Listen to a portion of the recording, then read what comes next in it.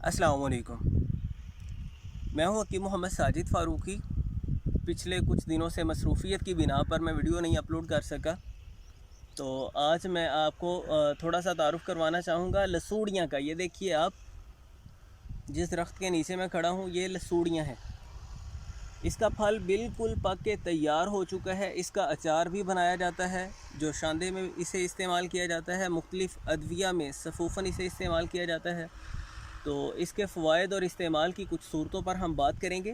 آپ دیکھیے کہ جب یہ خشک ہوتی ہے تو بالکل پوری طرح سے ہارڈ ہو جاتی ہے۔ یہ دیکھیے اس کا پھل خشک ہو تو کچھ اس طرح کا نظر آتا ہے، اور اسی طرح آپ کو یہ سپستان یا لسوڑیاں کے نام سے پنسار اسٹور سے ملے گی۔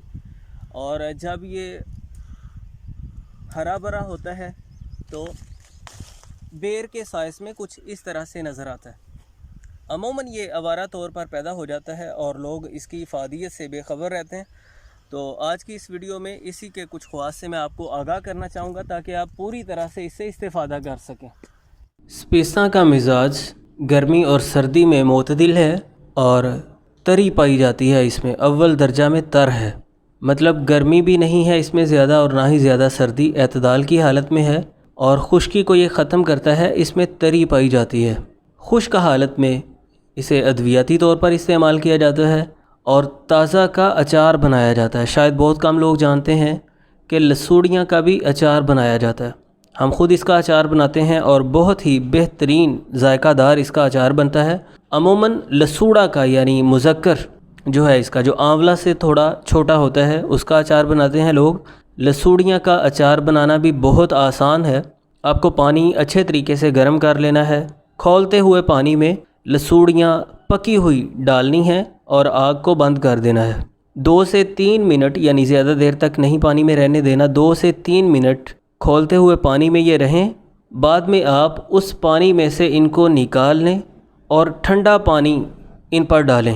جب ان کی نمی دور ہو جائے، خشک ہو جائیں یہ، تو آپ کسی برتن میں ان کو ڈال لیں اور مناسب سا نمک شامل کر دیں۔ جو کوئی تھوڑا بہت پانی ان میں سے نکلے، اس پانی کو نکال دیں، اور بعد میں معمول کے مطابق جس طرح دیگر چیزوں کا ہم اچار بناتے ہیں، آم یا مرچ وغیرہ کا یا گاجر وغیرہ کا، اسی طرح اس میں بھی آپ مسالہ جات شامل کر دیں۔ بہترین اچار بن جاتا ہے، جو کہ لذیذ بھی ہے اور افادیت کا حامل بھی ہے۔ تو خشک حالت میں اسے جوشاندہ کی فارم میں عموماً استعمال کیا جاتا ہے۔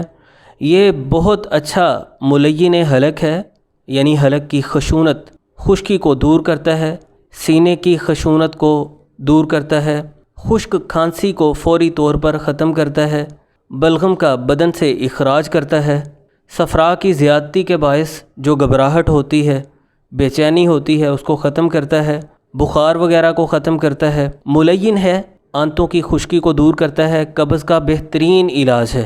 نزلہ کی صورت میں اس کا استعمال بہت فائدہ مند ثابت ہوتا ہے۔ اسے اسہال اور پیچش کی صورت میں بھی استعمال کیا جاتا ہے۔ اس کا پاؤڈر بنا کر صبح و شام 2 سے 3 گرام کھایا جا سکتا ہے، یا اس کا جوشاندہ پیا جا سکتا ہے۔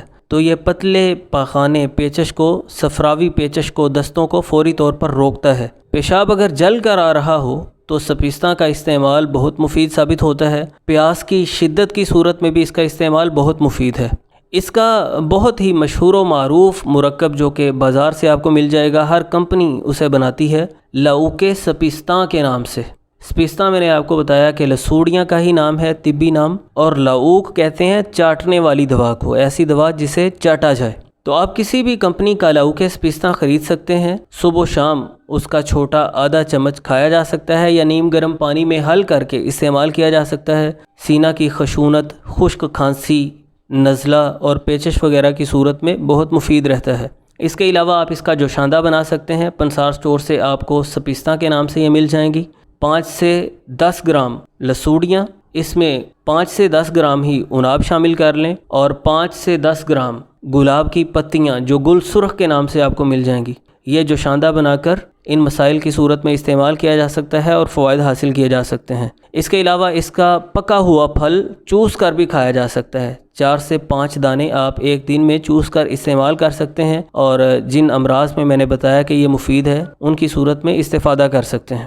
امید کرتا ہوں کہ یہ کچھ باتیں آپ کے لیے فائدہ مند ثابت ہوں گی اور آپ ان سے ضرور استفادہ کریں گے۔ یہ بس کچھ دن تک ہی رہیں گی۔ سمجھ لیں کہ آج 23 جون کو میں یہ ویڈیو ریکارڈ کر رہا ہوں، تو جون کے اینڈ تک یا جولائی کے ابتدائی کچھ دن ہی یہ تازہ پھل ملے گا، اور اس کے بعد یہ تازہ پھل نہیں ملے گا، صرف ڈرائی فارم میں ہی آپ کو مل سکتا ہے۔